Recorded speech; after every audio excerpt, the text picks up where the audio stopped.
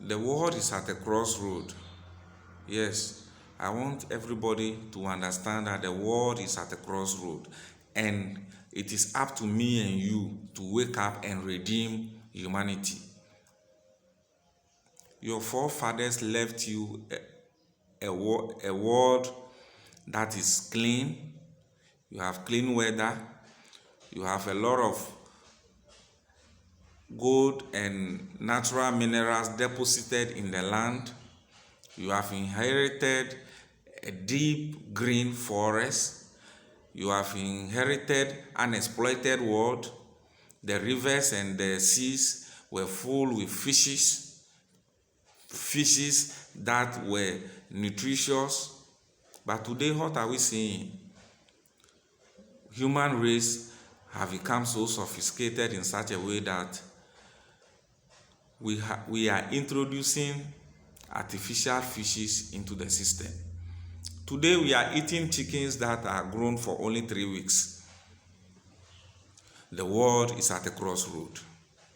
Yes, we must come to that realization that the world is at a crossroad.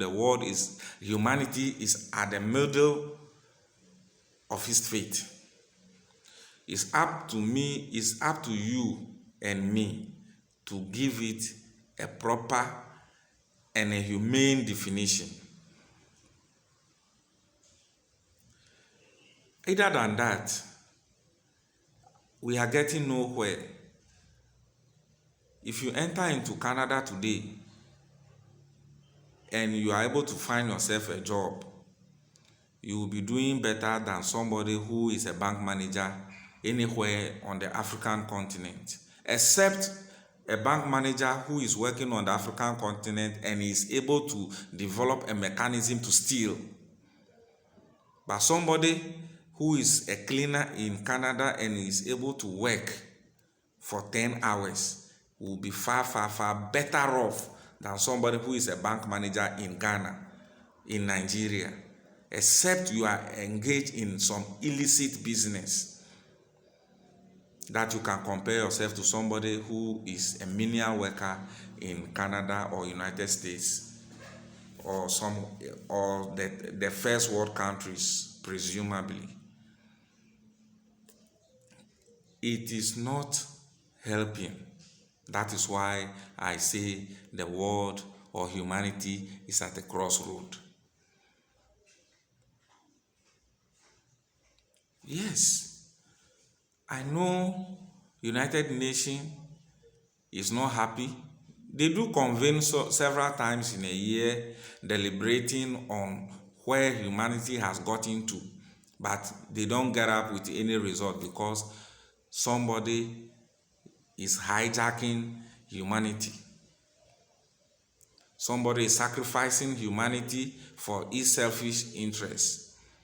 Putin is destroying Ukraine and it's affecting the whole world, and nobody can speak because you, the one who can speak and put a stop to this madness, you have also gone to the Gulf, Iraq and some other places to destroy for your own personal gain, and he is aware.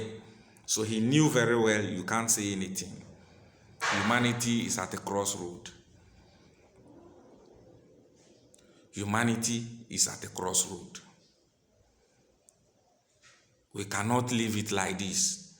We did not inherit a world that is so polluted to the extent that people have to walk on the street with nose masks. If you go to South Korea, you go to India, you go to China, and some other countries, after testing the air that is circulating within the atmosphere, it has come to the realization that they are breathing a poisonous air. So they have to put on nose masks. Before the coronavirus came on board, this is what we are facing as a reality. We don't have to behave as if we don't have solution to our problems. Our sorrows, our pain is in our own hands. God has given us the solution. It is up to us to act, to take vital decisions, to take decisions that will pinch us. Yes. So, when we are here today as a race, the black man is the most sleeping race in the world. That is why the world is at a crossroad. You have to ask yourself, why is it that almost all the continents have a holy land established on them, but Africa has none? Africa have a lot of United Nations or UNESCO heritage sites, but it doesn't have any holy land. Africa is a home of serious spirituality, sophisticated form of spirituality. We have powerful men who have lived on this land and they practice spirituality at its highest level. They could ask you to ask for anything and they will let it appear in front of you. We've thrown away all this as a result of foreign invasion. But we cannot accept this to be the truth. And even if we did in the past, we cannot let it remain with us because it is really hurting humanity. Today, religion started with only one church. Today we have over I cannot even give any number. And even in Islam, which presumably, if you are looking from outside, you would think it is only one bulk or one unit. There are a lot of division and partitions and segregation within its setup. We can't get there. No God is coming to bring you paradise. No God is coming to bring you heaven. And no God is coming to bring you hell. We have created a hell for ourselves. We have created a heaven for ourselves. The choice is ours. You are sitting on top of God's creation, and you are expecting God to come back and make this place a hell for you so that when you die, you go to heaven. This is madness. Don't believe this. Don't follow anything that says that. That is why I say the world is at a crossroad. Are we moving forward as a unit, or we are moving forward as a separate entities, pretending to be United Nations? What is united about United Nations? I want to know. What is united about United Nations? I want to know today. Whoever is coming across this particular video, I want you to ask yourself, what is united about United Nations? Just across United States borders, you have countries like Mexico, you have countries like Panama, we have countries like Trinidad and Tobago. Look at the gap between these countries. Just look at the gap and tell me we have a United Nation. The budget of New York is bigger than that of United Nations, and you say you have a United Nation. The world is at a crossroad.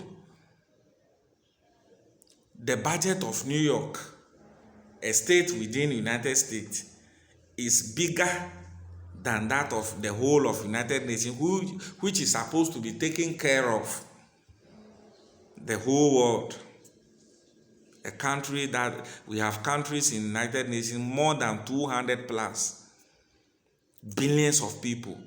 Their budget is less than that of New York City. New York City is sitting on a budget of $100 billion. United Nations is sitting on a budget of around, let's about $3 billion or 20 billion dollars. It's a pity, you know. It is a formation.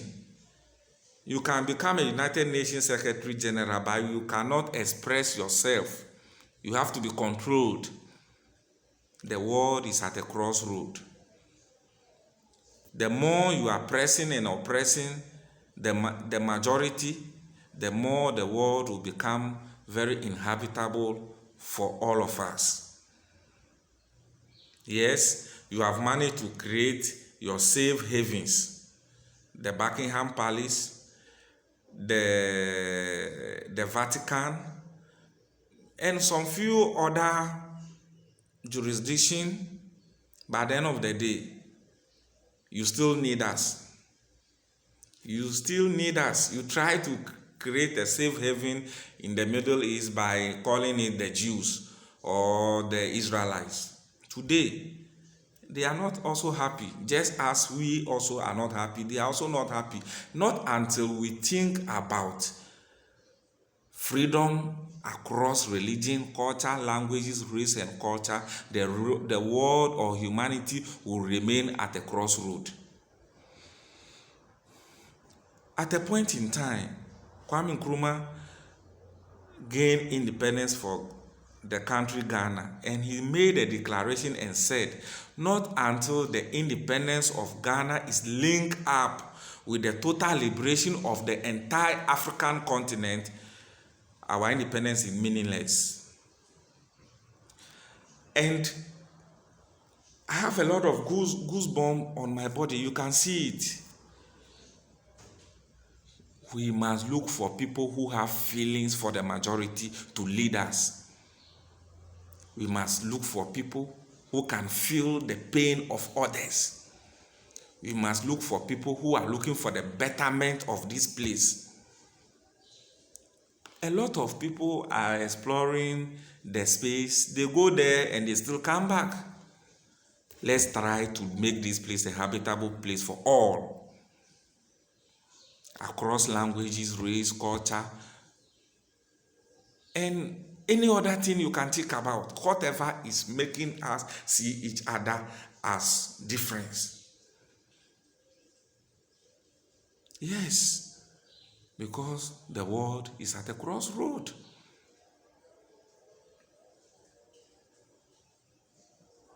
Somebody who is traveling from United Kingdom to United States with a United Kingdom passport is treated differently from somebody who is traveling from Nigeria to United States. Somebody who is traveling from Australia to Africa, any part in Africa, is treated differently from somebody who is traveling from Benin to Cairo. They are the same people, but will be treated differently. The world is at a crossroad. Somebody who is traveling from Lesotho to South Africa and somebody who is traveling from Australia into South Africa, they will be treated differently. Why? Because they know who to be treated well. The world is at a crossroad.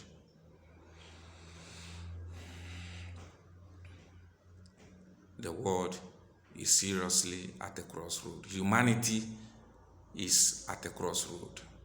We must really think and wake up and see how we can rescue this particular mission. You go to Bangladesh today, their rivers are being poisoned on daily basis. And who are making the money? Not Bangladeshis. It is these big fashion companies from France, America, and the developed countries. They have established their companies in there because they have access to cheap labor. The world is at a crossroad.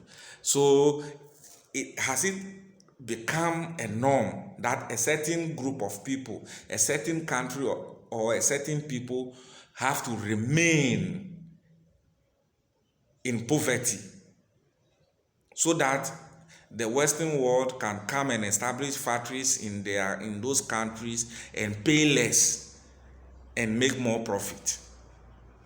The world is at a crossroad. I never preach racism, neither will I support racism on any platform or whatsoever, but I will always stand for dignity and pride in one's own race. With God, here a blessing, I leave you for a while. One love.